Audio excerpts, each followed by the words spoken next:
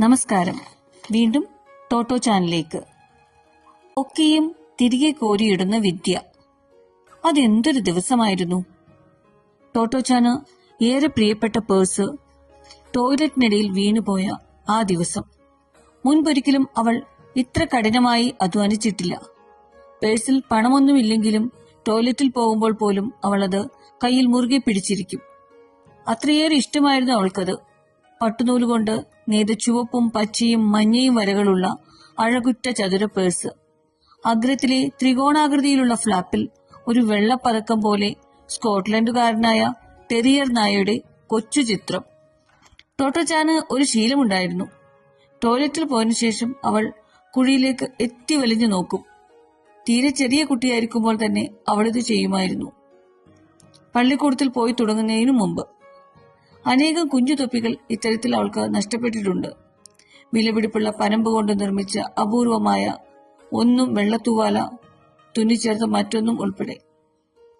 അക്കാലത്തെ ടോയ്ലറ്റുകൾ ആധുനിക രീതിയിൽ നിർമ്മിച്ചവയായിരുന്നില്ല.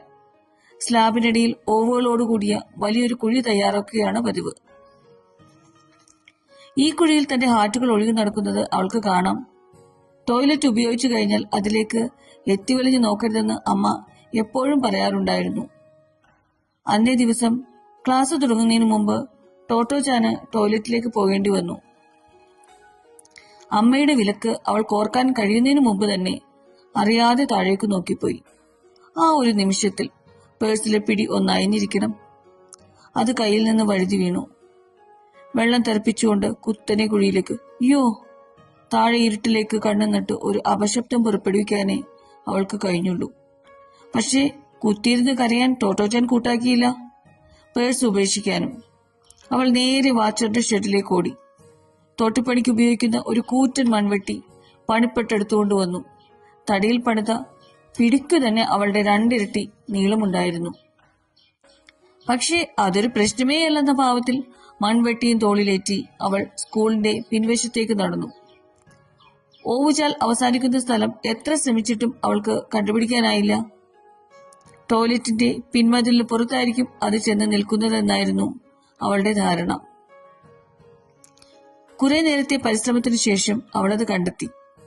അല്പം അകലെയായി കോൺക്രീറ്റിലുള്ള ഒരു ചെറിയ സ്ലാബ്. വളരെ കഷ്ടപ്പെട്ട് അവൾ സ്ലാബ് ഉയർത്തി. താൻ തിരിഞ്ഞ സംഭവം തന്നെയാണിതെന്ന് അവൾക്ക് ബോധ്യമായി.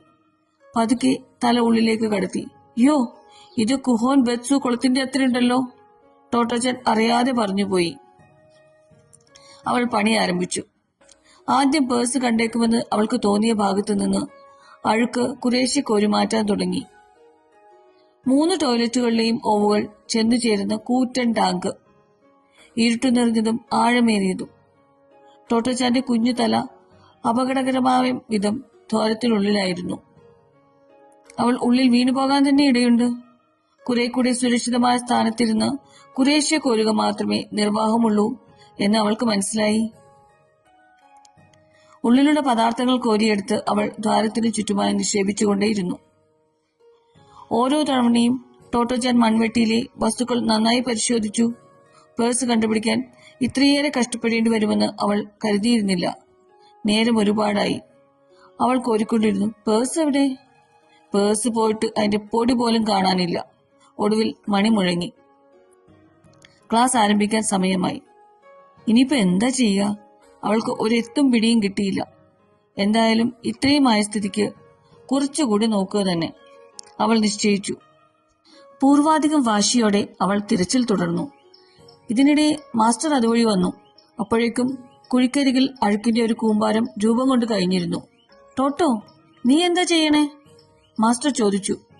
എന്റെ പേഴ്സ് ടോയ്ലറ്റിൽ വീണു, അത് തിരയാ. കോരുന്നതിനിടയിൽ ഒരു നിമിഷം പോലും പാഴാക്കാതെ അവൾ പറഞ്ഞു. ഓ, നടക്കട്ടെ. തന്റെ പതിവ് ശൈലിയിൽ കൈകൾ പിന്നിൽ കെട്ടി അദ്ദേഹം നടന്നകന്നു. നേരം കടന്നുപോയിക്കൊണ്ടിരുന്നു. അവൾക്ക് ഇതുവരെയും പേഴ്സ് കണ്ടുപിടിക്കാൻ കഴിഞ്ഞില്ല. കൂനയുടെ ഉയരം കൂടിക്കൂടി വന്നു. ഗന്ധവും. മാസ്റ്റർ വീണ്ടും വന്നു. കിട്ടിയോ? അദ്ദേഹം ചോദിച്ചു. ഇല്ല.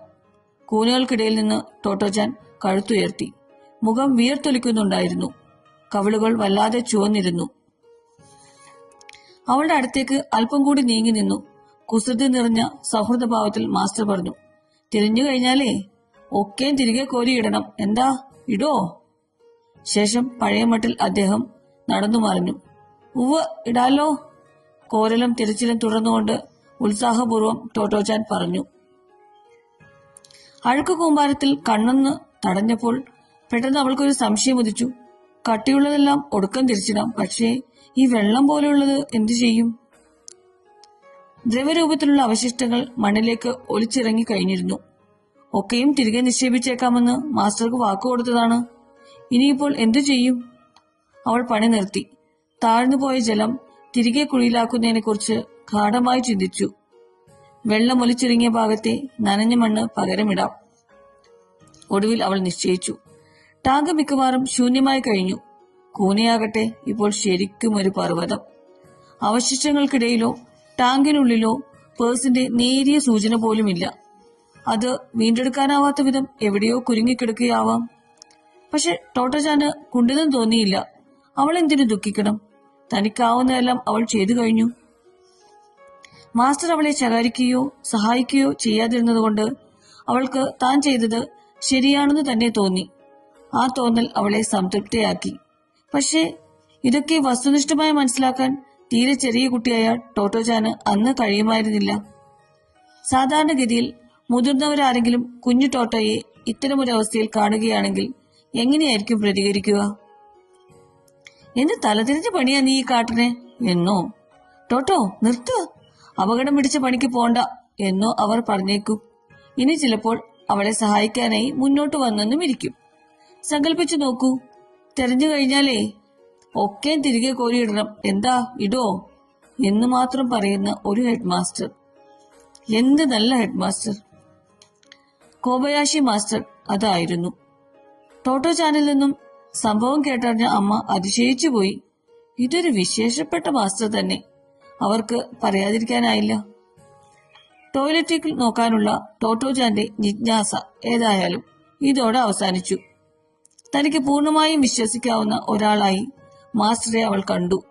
അദ്ദേഹത്തോട് അവൾക്ക് മുമ്പത്തേക്കാളും ഇഷ്ടം തോന്നി. ടോട്ടോച്ചാൻ വാക്കുപാലിച്ചു. അവളെല്ലാം തിരികെ ടാങ്കിനുള്ളിലാക്കി. തിരികെ കോരുന്നത് ഒരു ഭയങ്കര ജോലിയായിരുന്നു. പക്ഷെ വേഗം കഴിഞ്ഞു. ചുറ്റുപാടുമുള്ള അവശിഷ്ടങ്ങൾ മുഴുവനും ടാങ്കിനുള്ളിൽ നിക്ഷേപിച്ചു. വെള്ളം ഊരിയിറങ്ങിയ ഭാഗത്തെ മണ്ണുകൂടി അവൾ ഉള്ളിലാക്കി. സ്ലാബ് യഥാസ്ഥാനത്ത് സ്ഥാപിച്ചു. മൺവെട്ടി തിരികെ വാച്ചറുടെ ഷെഡിനുള്ളിൽ കൊണ്ടുവച്ചു. അന്ന് രാത്രി ഉറങ്ങുന്നതിന് മുമ്പ് ഇരുട്ടിലേക്ക് വീണുപോയ തന്റെ മനോഹരമായ പേഴ്സിനെ കുറിച്ച് അവൾ ഓർത്തു, ദുഃഖത്തോടെ. പക്ഷേ പകൽ മുഴുവൻ നീണ്ടുനിന്ന കടുത്ത പണി അവളെ പരിക്ഷീണയാക്കിയിരുന്നു. ടോട്ടോച്ചാൻ പെട്ടെന്ന് ഉറക്കത്തിലേക്ക് വീണുപോയി. എപ്പോഴാണെന്നറിയില്ല അവൾ തന്റെ വിയർപ്പിറ്റു വീണ സ്കൂൾ മുറ്റം കണ്ടു. അവിടെ നിലാവെളിച്ചം വീണു തിളങ്ങുന്ന ഈറൻ മണ്ണ്. മണ്ണിന്റെ നനവുകളിലെവിടെയോ അവളുടെ പ്രിയപ്പെട്ട പേഴ്സ് വിശ്രമിക്കുന്നു.